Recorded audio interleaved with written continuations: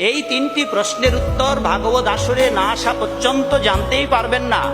জন্মের আগে কোথায় ছিলাম, কেন এখানে এলাম, মৃত্যুর পর কোথায় যাব, খালি যাব। এই জগতে তো কত ভোগের জন্য কত কিছু আপনারা খাওয়া দাওয়া করেন। মাগো, আপনাদের এই গ্রামের মায়েরা পান খাও? কেউ পান খাও তো? মা খাও? মা এখানে পান খাও? মা আসছো কেউ? কেউ খাও না?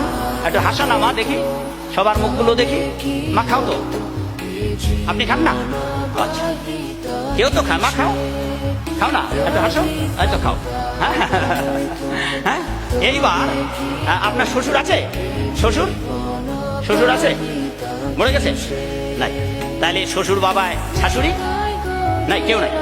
তাইলে মায়ের শ্বশুর পানের বরস লাগাচ্ছে, আর শাশুড়ি মা সুপারির গাছ লাগিয়ে যত্ন করতেছে, আমাদের বৌমা আসবে খাবে। কি খাবেন মা গো বাড়ি গিয়ে? এই জগতে তো জাবর কাটছেন আপনারা, আর জাবর কাটা কার কাজ?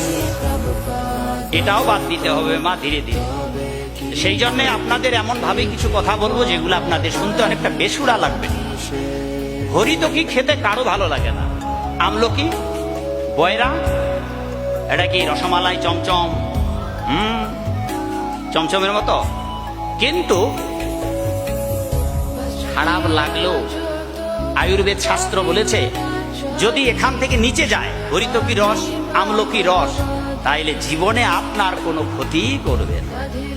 আর যা যা বলবো মা বাবা গো, আপনাদের কানে যদি বিষের মতো লাগে, ধৈর্য ধরে খালি হজম করার চেষ্টা করুন, আপনাদের শুভোদয় হবে এবং কল্যাণকর হবে। আমরা জানি না এই তিনটি প্রশ্নের উত্তর আমরা কোথায় যাব। তা আমাদের অবস্থাটা দৃষ্টান্ত দেওয়া হচ্ছে যে কসাইখানার ছাগল, একটার পর একটা পালাক্রমে যেমন গলা কেটে চামড়া ছুলে কেটে কেটে মাংস বিক্রি করা হয়, আর কসাইখানার ওখানে যদি আরো ছাগল থাকে, এই ছাগলগুলোকে যদি ঘাস পাতা গাছ পাতা খেতে দেন, ওরা নির্বিঘ্নে খাবে। ওরা জানে না যে এরপর ওদেরও পালা। তেমনি করে আমাদের এই জগৎ সংসারের মানুষদের অবস্থাটা হয়েছে, নিজের চোখের সামনে মরে যাচ্ছে আর আপনি বেঁচে আছেন দম্ভ অহংকার নিয়ে। দোচ্ছাই ভগবান বলতে কিচ্ছু নাই, আরে সাধু কোথায় দিলে মন, ভিটে বাড়িতে গাছবে বন, ওসব দরকার নেই। এইসব ভেবে আপনি মন কলায় খাচ্ছেন, কিন্তু আপনি ভাবতেইছেন না যে আপনার পরিণাম কোথায় এবং আপনি শেষ পর্যন্ত যাবেন কোথায়। এটা তো সত্য বাবা, আমরা তো সবাই মরবো, যাবো কোথায়? হ্যাঁ, আপনার অবস্থাটা হবে এইরকম নির্বোধ এক জামাইয়ের মতো, যে বিয়ে করেছে, বিয়ে করবার পর প্রতিবেশীকে জিজ্ঞাসা করছে, ভাই আমার শ্বশুর বাড়ি কোথায়?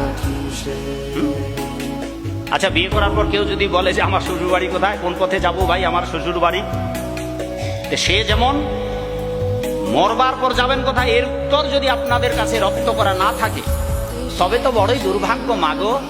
সেদিন যাবেন কোথায়, খাবেন কি? এই জগতে 80 বছর 100 বছর বড্ড জোর, 100 বছর এখন বাঁচে না অধিকাংশ মানুষ, আর চলে গেলে আর 1000 বছরে আসবেন না। যাবেন কোথায়, খাবেন কি, কোনো চিন্তা নাই। সেই জন্য আচার্যরা বলেছে এই জগতের অধিকাংশ মানুষদের অবস্থাটা ঠিক কসাইখানার ছাগলের মতো। চোখের সামনে একটাকে কেটে টুকরা টুকরা করে মাংস বিক্রি করছে, আর বেটা ছাগল ও আরামে খাচ্ছে, নিজের জন্য পরিণামটা ভাবছেন। তা আমাদের অবস্থা এই। সেই জন্যেই যুধিষ্ঠির মহারাজ যক্ষরূপী ছদ্মবেশী যে তাকে প্রশ্ন করেছিল, যে কয়েক ভাই জল খেতে গেল না, সেখানে প্রশ্ন করেছিলেন অনেকগুলো, তার মধ্যে একটি প্রশ্ন করেছিলেন জগতের সবচেয়ে আশ্চর্য কি?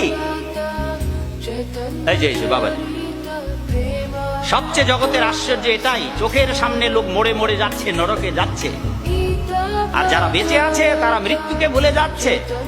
ওরা বুঝতেই পারছে না যে একদিন ওদেরও মৃত্যু হবে।